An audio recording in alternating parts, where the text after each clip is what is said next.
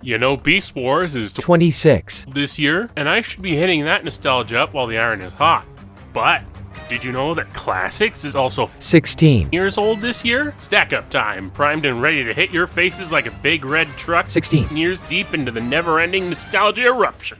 Transformers Multi-Generation Optimus Prime Classic Convoy Cacophony. Okay, so basically this is what's going to be a series of short reviews and various Optimus red truck men from the past decade and a half, and also a monkey. Certainly not all of them though, as the Prime Wars trilogy will be quite decidedly absent from this. Also, I am a person with time to spare, but not that much time, and certainly not that much cash, but most definitely not a lot of tolerance for this constant silliness. So let's start from the top.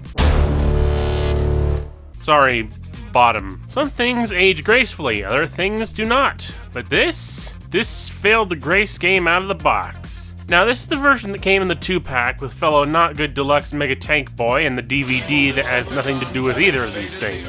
As a result of 15 years of being crap and me being a desperate idiot trying to squeeze the most I could out of this thing, the paint job is a bit off. This used to be gray, all of this was just red, and I think the head crest was actually yellow, and of course, there's just a lot of wear and chipping. But I mean, at a glance, it's not a completely horrible looking Optimus Prime, being as G1 as it can be at a deluxe price point at the time, while also being just limber enough to get by. Perhaps too limber though, for this peculiar extrusion on his back is intent to accommodate a gimmick so stupid that it practically makes fun of itself. Still, so long as it's clicked out to a lock, it's almost completely ignorable. This only leaves the Tommy gun rifle and traffic light knees to contend with, and in hindsight, I can respect the creative flair for what it is. So all in all, a kinda jank, not too great, but not too bad deluxe semi-G1 Optimus with great light piping and maybe a smidge pale. But then, that not half bad bot mode half-heartedly crumples up into this not even half-decent mess of a truck and, yeah.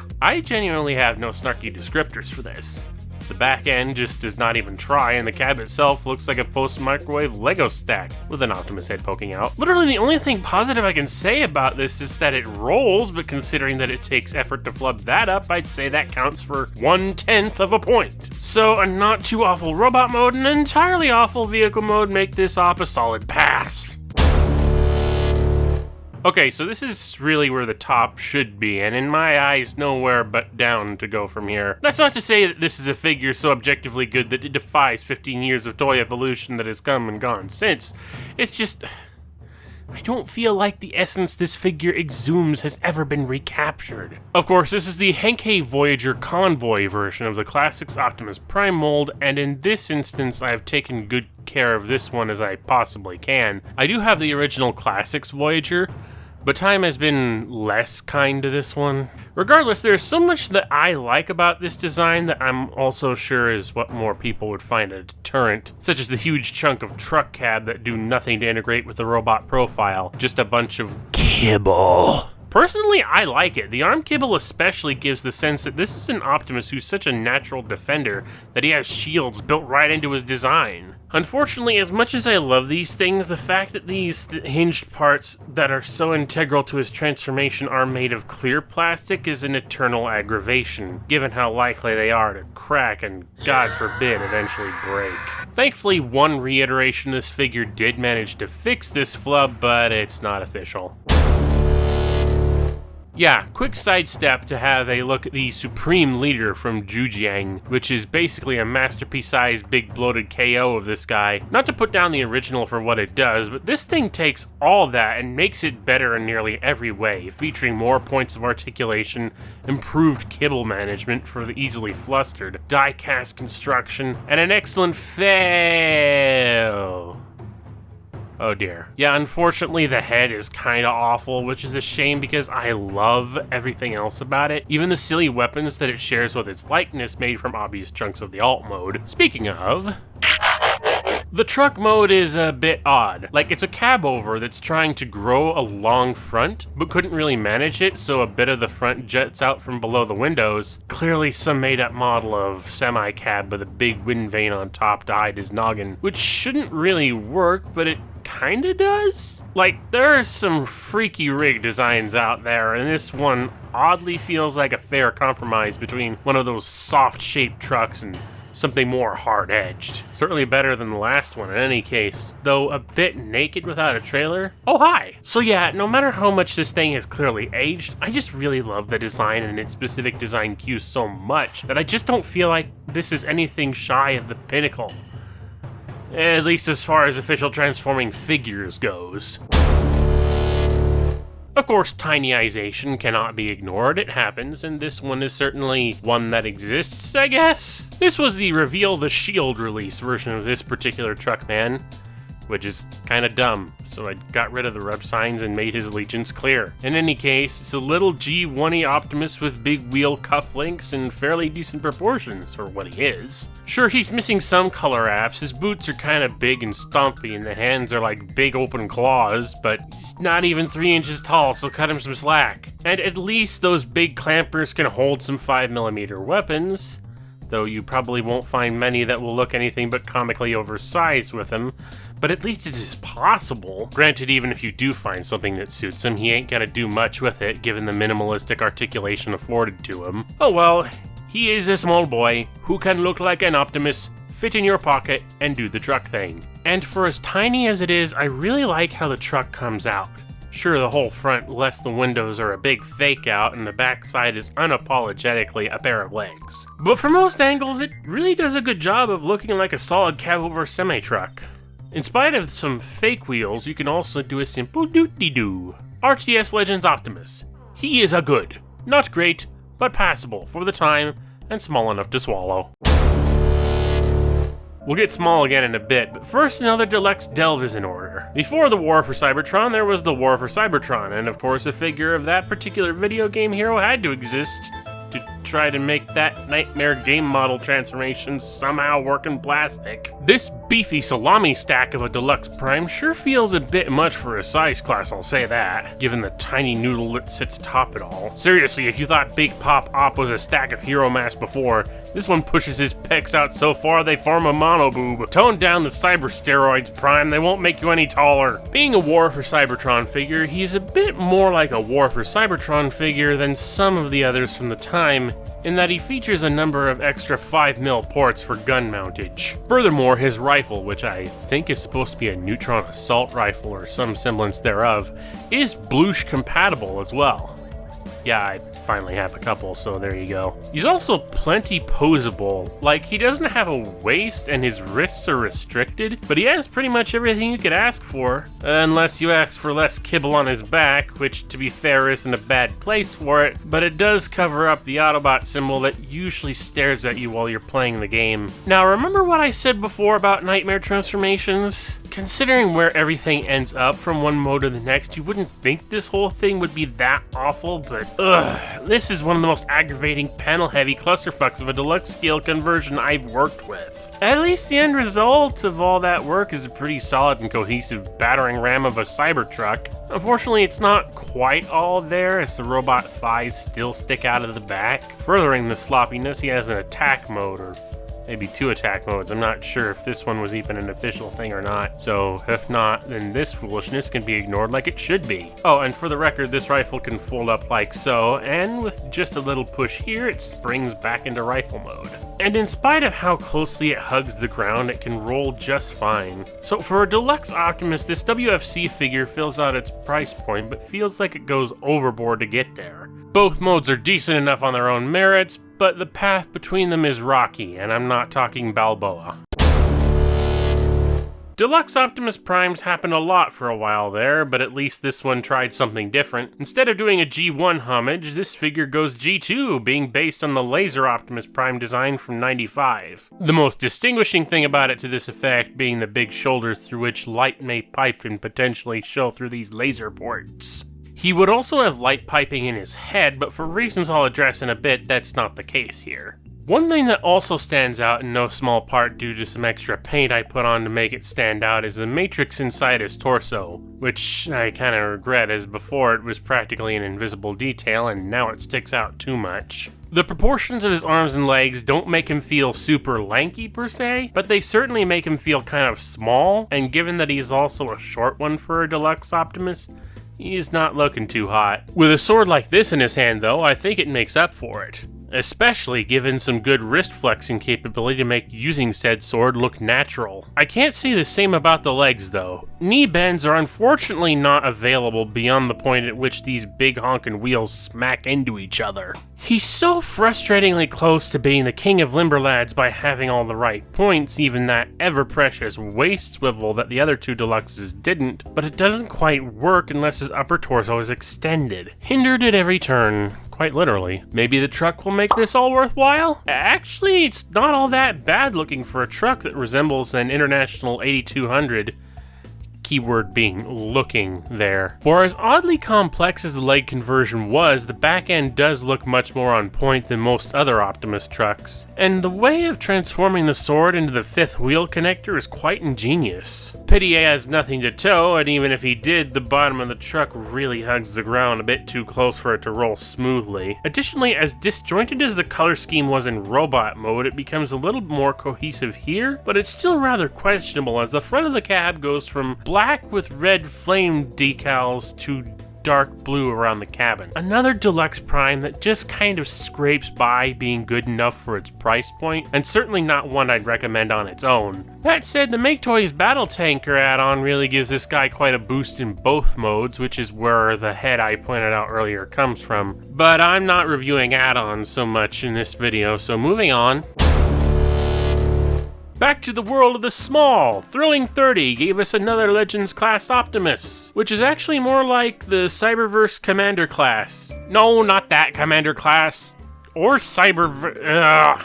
Thanks for making ongoing collecting through the years utterly confusing, Hasbro. Anyway, this figure was based on Optimus Prime's design from the then ongoing Transformers comic series. A design which I really love, but unfortunately this little guy didn't quite capture to a T. He certainly has all the right design cues, from the shape of the legs, the split windscreen with Autobot logo inside, the shape of the head. They're all very reflective of the design, among other things. But said head is really tiny, the chest is really broad, the shoulder pads basically float well above his shoulders, the arm panels are different, and most of the front of the truck is jutting out of his back very insecurely. As before, I do have to forgive most of its fault on simple basics of it being a small-scaled figure, but at the same time, this is the only officially licensed, fully transforming figure of this design, which really hurts. Quick sidestep, yes, I do have the Flying Toys IDW Prime 4i model, and it's gorgeous, but A, it doesn't transform, and B, it's a model kit, not a figure. And no, the 4i Action one doesn't count either, since it's just a pre-assembled kit. I am also aware that there have been numerous unlicensed takes on this design, but almost all of them have some kind of damning fault. So as it is, I'm stuck with just this. The world hates me. Well, at least he can pose more readily than the previous Legends Prime could, though if you want a waist swivel, there are going to be some collisions. Actually, forget the back kibble, there's really nothing fully secure in this mode. Damn it all. Well, maybe coming with an actual gun may make up for something, because his partner sure isn't gonna do much. Yeah, this is Roller. Smaller, far less posable, and a transformation so basic it almost doesn't exist. Or maybe it does. Roller can hold the rifle in either mode, but in his third mode it can also mount on top or the front for Optimus to wield as a large gun unto itself. Theoretically. Ah, truck it! I'd like to say that, once again, this Prime shines in vehicle mode, but that's a pretty relative measure. He has the same problem as the last Legends figure in the back, which I feel is more obtrusive here, and the cab looks really good from straight on, but from most other angles, it's very unflattering. None of which looks any better when attempting to incorporate Roller for some attack mode combinations. This ultimately has to be the most aggravating figure of the whole lot on a personal level, since it sets out to represent another design that I love and basically fails so hard on so many levels. The only reason I keep it is utter desperation to squeeze even the smallest amount of enjoyment out of it for the design it's based on, as until the day a fully transforming, Voyager-sized figure of this design is produced that somehow doesn't look or feel like trash, It's the only other thing I can fall back on. As for everyone else, solid pass. Don't even give it a thought. Since nothing that remains will be anything but fully G1ized iterations on Big Pop-Pop, I figure we might as well have a glance at the progenitor of all this nonsense, or at least a reissue of him anyway. This is from the Walmart exclusive vintage G1 range and thus lacks a trailer and all that encompasses. So what you see is what you get, which, yeah, it's not much, but it's adequate enough for me. I grew up with the G2 version of this as my Optimus, and having it in hand again in one piece and in good shape, whew, I was a stupid child to have roughed it up as bad as I had. I'm typically such an articulation and style nut that this guy certainly isn't as impressive to me as I'm sure most other nostalgia drinkers are, but I still can't fail to respect this thing. The colors, the shape, the way each part of the vehicle forms that of the robot, the iconic mouth-plated face and antennas, chrome and die-cast parts. Man, I just cannot imagine the Transformers ever getting off the ground without this guy. About the only things I'm not thrilled by are the stickers, as they are thin, flimsy foil things that are bound to just peel off eventually. So look forward to that day, toy hacks! Being a G1 figure, it comes as no surprise the articulation of this figure is odd. Even as a child, I was utterly baffled at why the heck this thing even has knees. As for toys for this toy, since this is a relatively cheap reissue, the only things we have to play with are a couple of ion blasters of vaguely distinct designs, both of which have to be held in that odd way where the 5mm peg is further up the barrel from the actual trigger handle. I think the only reason this even works is because of the hand tooling, extending the whole of the fist up enough to actually grip these dang things. But even then, it just begs the question why on earth they were designed like this in the first place. Speaking of, as I'm sure you may know, these hands are... yeah, they have to come off for what comes next. Which nowadays I'd have a conniption, but this is G1, and this is hardly the worst I've had to work with from that era. Flip head down, fold arms back, bring forearms in, fold feet up and legs. The sheer simplicity of transforming a thing. Now to say this truck mode is perfect would be grossly overselling this plastic and metal Freightliner WFT-8664T cab over semi-trailer truck. After all, the headlights aren't right, the doors on the side of the cab are difficult to even distinguish, there are visible hinges poking out of the roof, and while the back avoids looking like a pair of folded up robot legs, it also doesn't look like anything, thus making the lack of trailer fairly egregious. With all that said, this truck mode is perfect. When all the other details are so effective, from the chrome to the molded rivets, the cabin visible behind the windscreen, and all rolling on 6 legit rubber tires, I find it impossible to be even slightly mad about such details. The hand situation though, it's gonna be a tough pill to swallow. But given this thing's Diaclone roots, there is at least a good place to store them in this mode. Guns don't get off that lucky though, which can only be faulted by the lack of a trailer with which to properly store them. Oh well, it's a G1 Optimus Prime with G1 Optimus Prime charm and G1 Optimus Prime problems. What more could G want? So apparently I got this thing at some point, and it is apparently an Optimus Prime of some ilk. Yeah, MP10, the second iteration on the Masterpiece Optimus pile, with the first one being kinda big and clunky and a pinch awful, while the one after this is just entirely awful. Move this man!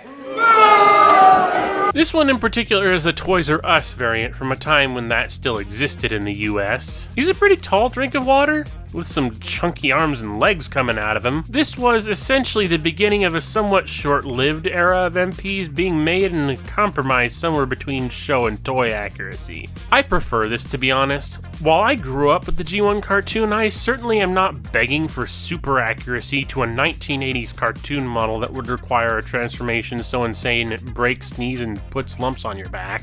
Not that this guy's back is perfectly slim, but at a glance it's hardly obtrusive, and at least I feel the purpose of this one isn't the result of needless price bloating. It does, however, feel like the rifle is a touch undersized to accommodate this gimmick though. Taking a step back before I go on about that though, the articulation is perhaps just a bit above average, which considering the purported premium nature of the masterpiece line, one might feel a touch shortchanged. I'm not expressly bothered by it, for what all else this thing has to do for its cost at the time. I feel it's acceptable. But what else does it do?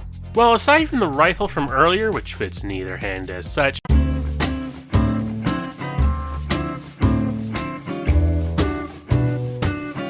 he also has a box on wheels. Fold down the struts and let's crack the shell to see the nuts inside. So that's where I put those. Yep, a fully featured trailer with roller, extending attack drone with radar dish and grabby arm, a spike minifigure that can do the monkey, and can be seated in various places here, here, here, and here. Panels fold down so the drone can stick out of the top when closed. Storage for the rifle and axe here and here. Oh, by the way, the axe is here and can go on his hand. Roller can carry the gun like so, and of course you can stand the whole thing up and pretend it's a repair bay because that's a thing. Lastly, we can open up his chest, lift up the bumper, lift up this thing, and reveal the removable, mostly metal matrix of leadership that he can't really hold. So yeah, quite a bit this son of a sprocket can do, but not excessively so, and considering the cost this went for at the time, it's pretty reasonable. Am I done taking jabs at MP44 yet? Probably not, so let's what happens next. You see, that's a jab at something so tangentially unrelated that no one will ever get it. What do you know? A transformation that's complex, yet intuitive, challenging yet fun, a process but not a chore, and far from nightmare-inducing. And for it all, we get a truck that I like. Granted, we are once more stepping into the realm of things that look really good on one side, but not on the other. But, with a few exceptions, that is so par for the course, it's like saying fire's hot. Now, credit where it's due, as despite not looking exactly like the back of a truck should, the molded detail at least tries to look vaguely truck-ish, if you ignore the obvious crotch bit that's sticking out. Unlike most of the previous figures though, I have the means to at least cover up this big chunk of nothing. Gotta say, this whole thing all put together, it's really nice. For bonus features of this mode, you can stick Corey Burton in the cabin as such, and if you open the trailer, pull the ramp out, and get roller back out to do a bit of transforming to make the little Road Rover trailer hitch compatible. How in the name of Primacron this little buggy is expected to drag this behemoth on rubber tires around is beyond me, but it's a thing that can be done. And while Roller is out here, a deluxe Autobot car can fit in the trailer where he was, or one of the other MP Autobot cars if you happen to own one. In any case, MP10 was and still is pretty good for what it is, if not supremely ideal for the current collecting trend, but I think most of all I can say is that it's the sole masterpiece Optimus Prime that I own. And unless I can start harvesting organs for black market trading, I don't see that changing anytime soon. And we're just about up to date with the Earthrise Optimus mold. This one specifically being from the trilogy line, which means no trailer again, which may have been worth it to some, but, well, not to me. Now, this is perhaps what some may call the perfect Classics Optimus Prime, as it essentially does everything MP10 did, but better and smaller. And I think in that way, it pretty much hits the spot. Granted, I already spoiled my personal favorite, but on quality of design and execution, I can't deny this is probably one of the best there have been from the past decade and a half. Still certainly not perfect, as we have some questionable color work in a couple of spots, and while it is removable, the kibble on the back is still there. And while not spectacularly obtrusive, the pegs and ports for attaching weapons and blooshes do interfere with the sculpting on the arms. Thankfully, I can't think of much that would interfere with the articulation except maybe the kibble on the back, but like I said before, weapons and storage fall short though, as the rifle does fold up and fits on his back, but is much simpler and obtrusive in comparison to MP10. It's also a much beefier blaster, but in his hands it feels rather stumpy. Perhaps the Battlemasters will fare better? Probably not. Shieldron and Enorax, wow, what creative names, are Redecos of Sound Barrier and Pteraxodon. and not very good ones at that, being mostly yellow with only Shieldface having any paint to his name. Both have basic degree of posing options, that is to say little next to none, and I'm not tempted to push my luck given the translucent plastic construction. Shieldron turns into, if you can believe it, a shield. Or a ramp, if you happen to have any other compatible airlock system figures. Enorax becomes something that can either be held like a blaster or an axe. A Blackster. Both can be pegged in the ports mentioned earlier and are Blueshbit compatible in their own ways, but to be perfectly frank, I'm not impressed with either of them no matter how they mount. Enorax is clearly intended to be a stand-in for the typical Prime Energon accessory, but being so big and with no way to mount it in the wrist, the effect isn't quite there. And Shieldron, I mean, he's literally planking. Lastly, of course, is another matrix in his chest, and while it is yet again far too small to light any dark hour, I do have to give props for both how you can't see it behind the windscreen and being able to fit it in at all considering how this guy transforms. On that note, play that good 5-note song. How many different takes can we get on a semi-cab with robot legs out the back? Well, thankfully for this video, no more. Once again, the powerhouse block is on the clock and rolling out like the marvel it is for its class. Unfortunately, it still falls a pinch short even on the cab section, since none of the panels really do enough to cover the sides of his legs in this mode. Also, since these parts are pretty free-floating, it's a bit easy to collapse the gas tank back into his legs if you handle it a certain way. As I opted for this version of the figure, his storage options for weapons in this mode are limited and of course quite obtrusive. Ultimately, I still feel this was more worth my money over another box on wheels, given the whole package costs just a little more than the typical Voyager at retail. Sure, the Battle Masters are kind of an afterthought, and not having a trailer as always makes light of the shortcomings most Optimus Primes have in this regard across the board, but not everyone gives a crap about basic AF command decks that only exist to bolster the price. Also, the colors may not be ideal if you're deep into the toon accurate side of things, but I'm not. Alright, before we close up shop, let's drop some quick mentions for Red Truckman things that didn't fit the criteria. Vance Project G3 trailer and Commander armors, some great add-ons for their time that perhaps have not aged super well, but still worth a look if you love the 2006 Voyager mold. I have some ancient reviews up for these. View at your own discretion. Make Toys Battle Tanker, yet another trailer to help bolster the value of that deluxe Laser Prime. It can be towed, worn, and mega worn. Voyager Animated Optimus Prime, a decent chunk of kit from an era that was a little less creatively bankrupt, but still follows the classic schematic. Prime First Edition Voyager Optimus. This was kind of popular for the time and quite clever engineering-wise in spite of faux parts. It's also supposed to be the same guy as the WFC Deluxe. Okay. Flame Toys model kits, because of course they did this a few times. First one looks good, but the quality is kind of complete dud thanks to the brittle polycaps. IDW one steps it up a smidge, but has similar problems. G1 model seems a bit better at first, but still has some looseness to it. And of course, each one came in evil flavors, so pick your poison. Optus Pexis, MMC's take on IDW pre-Earth Optimus. Amazing detail, design heft, and posability so premium it'll make your brain itch. Only thing is it's 3p priced, and the purported assertion that its Voyager scale is very generous. We end on the Age of Primates with a different Optimus of the surname of Primal. Yep, this Planet of the Apes prime poser is a maximal descendant of our beloved Truckman, a good 25 years out from his time of origin. You'd be forgiven for not immediately recognizing the relation though, as the only obvious similarities are in the noggin, and even then that mouth in the middle kind of begs to wonder why have the mouthplate detail there in the first place. A bit short for a Voyager, but I guess I can live with it. He never was the biggest maximal in this show. Until later, anyway. Detail on him is quite extensive.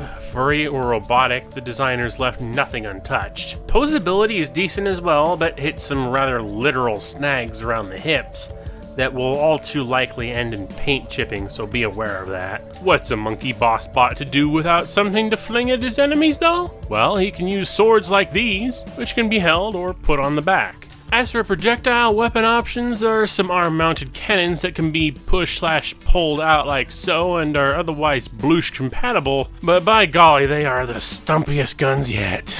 Shoulder cannons take a bit of work to deploy and are not only equally shorter than I'd like, but are somewhat awkward shape. That's a dog dick. While he certainly looks threatening enough once everything is deployed, I can't help being largely underwhelmed compared to how the original Ultra Class toy did things. Will the Beast mode make up for any of this? Stupid question, but I'm in a hurry and I'm bad at segues. So, Donkey Kong mode. Yeah, you'd think going from one bipedal mode to another wouldn't turn out quite so messy, but Primal has always struggled to make his King Kong mode look totally convincing. Not to say it's awful by any stretch, but it's like most other Optimuses. A lot of the good stuff is up front, but down in the legs is where things don't quite work. To be fair, it is a shared issue with the original. As for what he can do in this mode, it's pretty much everything he could do in robot mode to an extent. The legs are less flexible here. This includes weapon storage, which is rather unfortunate given the original managed to hide the blades quite well. There's also technically a third mode that amounts to little more than putting him down on all fours, which is about as effective as it was on the original. I keep saying original, this is actually the 10th anniversary version with the retooled heads, but apart from that, it's pretty much the same mold. In any case, I think Optimus fills the requirements for a revised take on Season 1 Primal for today's standards. The Beast mode certainly ain't show accurate, nor really all that great as a plastic gorilla goes, but among beast formers of similar ilk, it gets the job done. His small size does bug me for a Voyager, but he certainly feels dense enough. As fully featured as he is though, I can't help feeling a bit let down that it isn't as all out as the old Mega Class toy, which I understand is making a comeback as well. It's a good one, bordering on great, but certainly not excellent enough to banana. And I'm frickin' done. Cripes, there's a lot of red truck, man.